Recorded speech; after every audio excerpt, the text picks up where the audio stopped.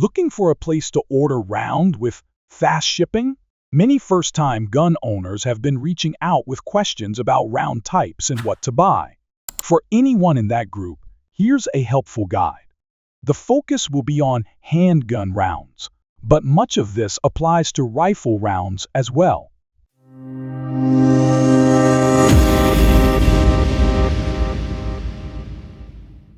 Blazer round will be used as an example, as it represents a typical pistol round box. While different companies may label their boxes in various ways, the information you're looking for is usually located right on the front. If it's not there, it can often be found on the flap at either end of the box. Additionally, this information is available on every product page on the website. Let's begin with some basic terminology. This is a cartridge, also referred to as a round of round, and it's made up of 4 main parts.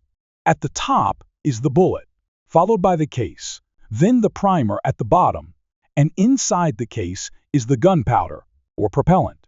Understanding these terms will help make sense of the information on the box. Now, let's focus on the middle of the label where it says 9mm Luger. This is the name of the cartridge, commonly referred to as the caliber. It's the most important part of the label. You can also find a head stamp on the bottom of the case, which includes the name of the cartridge and the manufacturer. The cartridge name always starts with a number, followed by a suffix.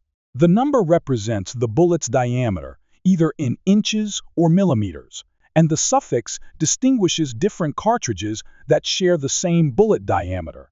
This specific round is designed to work only in firearms made to fire 9mm Luger.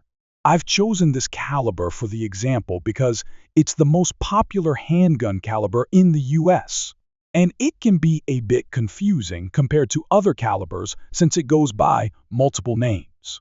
It's often just called 9mm without the suffix, but it's also referred to as 9x19mm, 9mm para, or parabellum.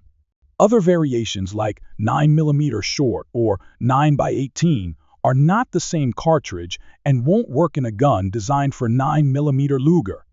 If you're unsure what caliber your firearm uses, it will typically be engraved somewhere on the gun, usually on the barrel, but sometimes on the slide or frame.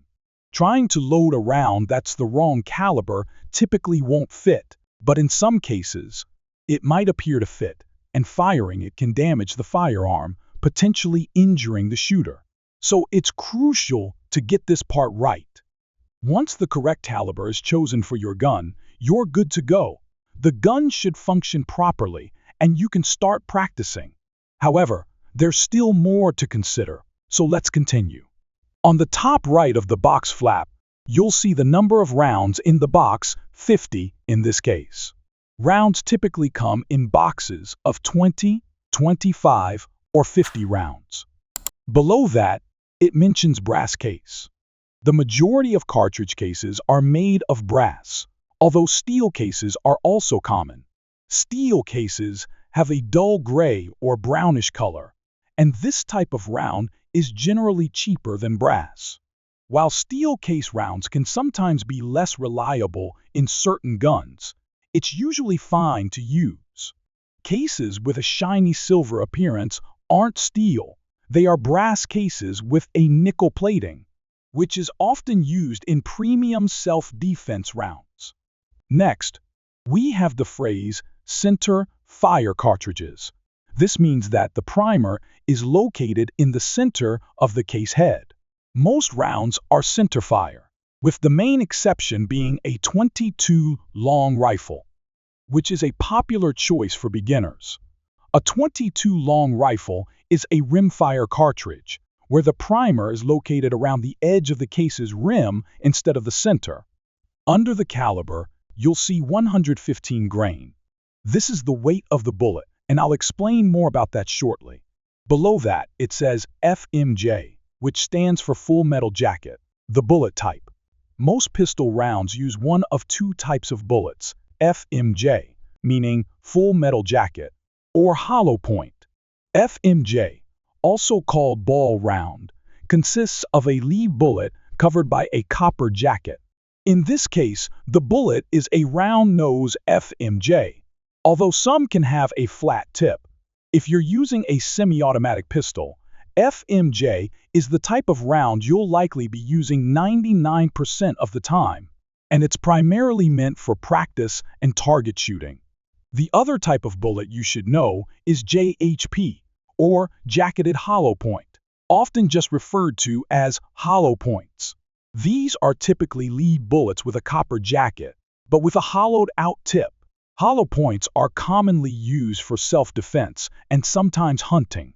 The design of these bullets allows them to expand when they hit a soft target, like an animal or a person. This expansion slows the bullet down, preventing it from exiting the target and potentially harming something or someone else. In contrast, FMJs usually pass straight through and keep traveling. Wounds caused by hollow points have the potential to stop a violent attacker more quickly than those caused by FMJs. Now, let's revisit 115 grain, which refers to the bullet weight. Grain is an old unit of measurement still used in the world of ammunition. Every caliber typically has 2 to 4 common bullet weights. For 9mm, the most common weights are 115, 124, and 147 grains, though there are others. For beginners, bullet weight isn't particularly important, especially when using practice rounds. Even for more experienced shooters, bullet weight isn't a major factor most of the time. However, you may eventually notice that your gun performs a bit more accurately or reliably with some bullet weights over others. Another designation to be aware of, though not present on this box, is +P, which stands for extra pressure. These are typically hollow points that have a higher velocity than standard loads. The increased velocity translates into more recoil for the shooter. For beginners, this extra recoil can be challenging, so it's usually recommended to avoid +P loads until you've mastered the basics of marksmanship. Now, the big question, what rounds should you buy? For casual practice, you can typically use whatever is most affordable for your caliber, usually FMJ round. It's best to start with a brass-cased round.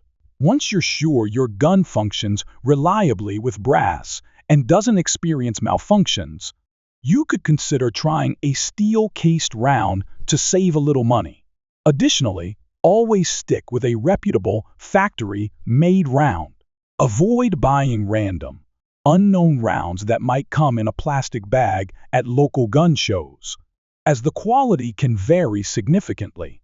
Choosing a hollow point load for self-defense can be a bit more complicated.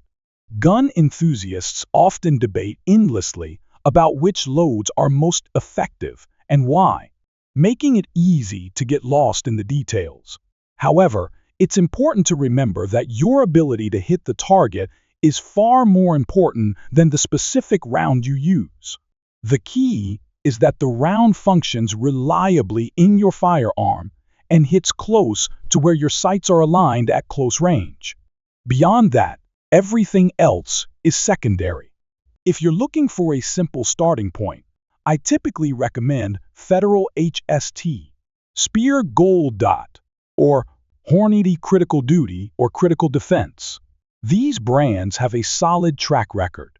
However, most rounds will perform well if you know how to shoot, so don't overcomplicate the decision. In conclusion, understanding the different types of ammunition and how to choose the right one is essential for gun owners, especially for beginners. Whether it's practice rounds or self-defense rounds, the most important factor is selecting the right ammunition that is compatible with your firearm and ensuring reliable performance. I hope this guide has provided you with a clearer understanding of what to consider when purchasing a round. Safety and effectiveness should always be the top priorities when handling firearms.